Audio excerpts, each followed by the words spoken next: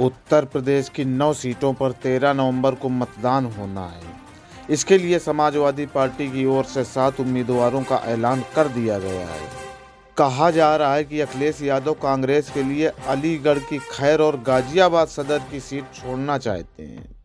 सूत्रों की माने तो कांग्रेस की ओर से इस पर नाराजगी जताई जा रही है। ऐसा लग रहा है कि सपा कांग्रेस गठबंधन में सब कुछ ठीक नहीं है। इसी बीच जब सपा अध्यक्ष अखिलेश यादव से इसके बारे में पूछा गया तो उन्होंने कहा कि ये हम दो दलों की बात है। यूपी में जिन 10 सीटों पर उपचुनाव होना था उनमें से कांग्रेस ने 5 सीटों की डिमांड की थी। दरअसल कांग्रेस का मानना था कि अगर वो 5 सीटों की डिमांड करेगी तो उसे फाइनली 3 सीटें मिल सकती हैं। लेकिन सपा की ओर से पहले 6 प्रत्याशियों की सूची जारी कर दी गई और फिर 1 सीट पर भी प्रत्याशी उतार दिया गया।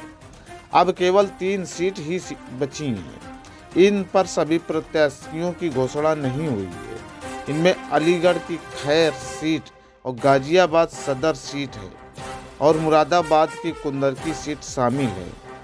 ऐसा कहा जा रहा है कि सपा कुंदरकी सीट नहीं छोड़ेगी और वहां से प्रत्याशी उसी का होगा।